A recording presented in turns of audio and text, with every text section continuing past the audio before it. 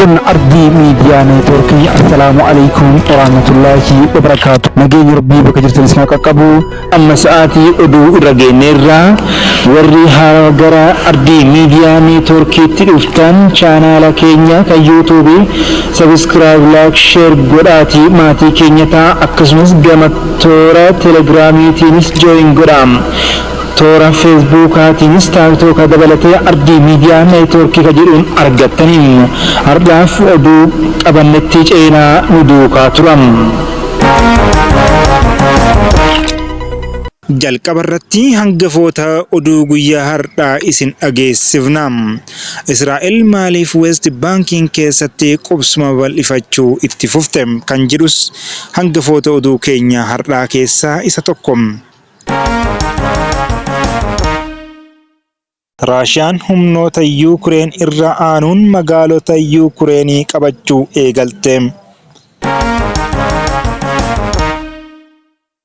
Adaamatti markazni Basaa'ir Attaliim haafizoota Qur'aanaa dabalatee barattoota isaa eebbisiise. West Bankii kan humnaan keessa qubatamtee Yahuudonni gara walakkaa miiliyoonaa ta'an qubsuma 130 ol keessa jiraatu. Kunis kan baha Yerusaalem osoo hin dabalatin. Akkasumas lammiileen Filisxeemotaa miiliyoona 3tti tilmaamaman keessa jiraatu. Hawaasni Filisxeemotaa fi Yahuudotaa irra caalaan isaanii walirraa adda ba'aniiru. Qubsumni falmisiisaa kunis waggootaaf UN'n akka seera alaatti kan ilaalamaa ture yoo ta'u, ejjannoo kanas murteen manni murtii haqaa idil addunyaa ICJ ji'a adoolessaa keessa kenneen irra deebi'ee mirkaneesseera. Garuu Israa'el maaliif qubsumicha itti fufte? Qubsumni hawaasa Israa'el lafa waraanaa guyyoota 6 bara 1967tti qabatan irratti hundeessiteedha. Kunis West Bank baha Yerusaalemii fi garreen Golaan dabalata. West Bank fi baha Yerusaalem kanaan dura waraana Arabaa fi Israa'el bara 1948 hanga 49 irraa eegalee Joordaaniin qabatamee turte. Akkasumas Israa'el Gaazaa Strippii kan waraana bara 1967tiin Masrii irraa boojite keessattis qubsuma hundeessite turte. Booda garuu bara 2005tti naannicha keessatti wayita baatu diigde.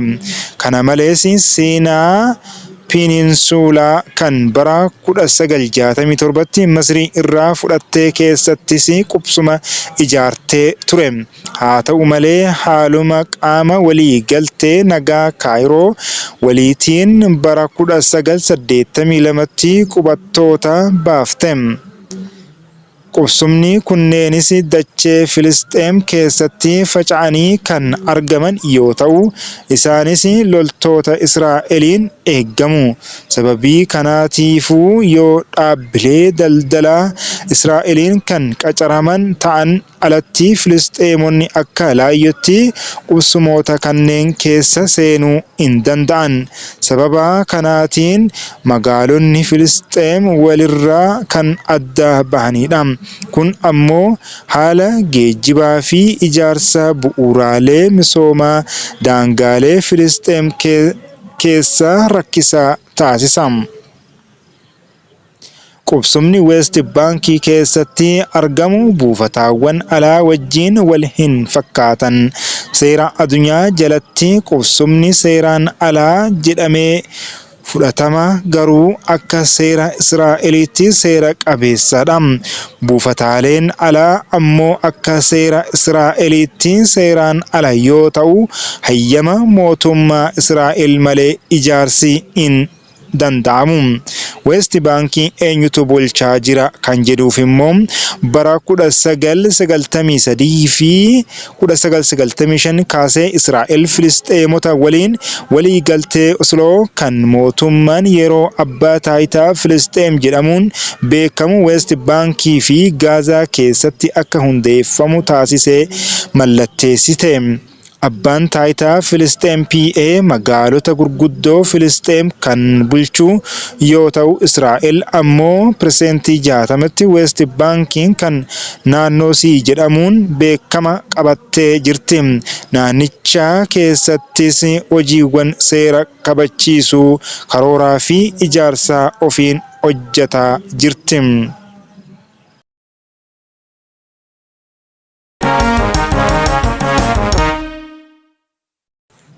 Raashiyaan humnoota Yuukireen irra aanuun magaalota Yuukireenii qabachuu eegalte. Raashiyaan humnoota Yuukireen daangaa isheetti ce'uun naannawa Kursk qabatanii achirraa haleellaa irratti banaa turan irra aanuun amma deebitee magaalota Yuukireen qabachuu eegalte. Amma loltoonni Raashiyaa magaalaa Yuukireenii fi akkaan murteessituu taate Pokrovsk jedhamtutti baay'ee dhiyaatanii jiru. Magaalaan kun loltoota Yuukireeniif iddoo madda loojistikiiti. Kanneen Kiiv ta'anii mootummaa Yuukireen qeeqan Raashiyaan milkaa'inaan fuulduratti deemaa jiraachuu kana ergaa dhagahanii booda loltoonni Yuukireen herreega dogongoraa hojjetan jechaa jiru.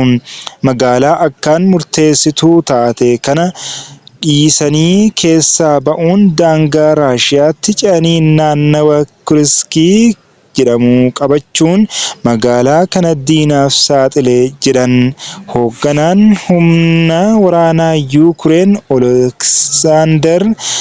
Oleksaandar Siriskii Raashiyaan waan harkaa qabdu hundaa fayyadamuun haleellaa cimaa cimsaa jirti jedhan. Pirezidaantiin Yuukireen Volodymyr Zeleniskii amma haalli amma jiru akkaan hamaadha jedhan. Magaalaa Pokrovsk qabachuun Raashiyaaf kaayyoo ishee yeroo dheeraa ture. Loltoonni ishee ji'oota darban keessa suuta gara magaalaa kanaatti dhiyaachaa turan. Ogeeyyiin dhimma waraanaa akka jedhanitti hanga ammaa Raashiyaan magaalaa kana to'achuuf loltoota 30,000 ramaddeetti. Humnoota Raashiyaan caalamaa kan jiru humni waraanaa Yuukireen loltoota magaalaa cinaa jirtu Novohorodivka keessa baasuun gara magaalaa Pokrovsk geesseera. Raashiyaan dabalataan magaalaa kibba Novohorodivka jirtu Seledove akkasumas naannawa Donetsk keessa iddoowwan garii irratti haleellaa banteetti. Raashiyaan haleellaa kanaan kan milkaa'aa jirtuuf mala maltee waraanaa waan geeddarteef humnoonni Raashiyaa mala haleellaa gareen mindeeffamaa hojjetaa ture Waagner fayyadamaa turetti fayyadamuun milkaa'uu eegalan. Loltoonni Yuukireen haleellaa alaanaa kanaan burjaajii keessa galaniiru. Inumaa erga loltoonni Raashiyaa hidhannoo guutuudhaan adda waraanaatti seenaniifaa qophaa'uu eegalan, loltoonni Raashiyaa mala kanaan deebi'anii irra aanuu eegalan.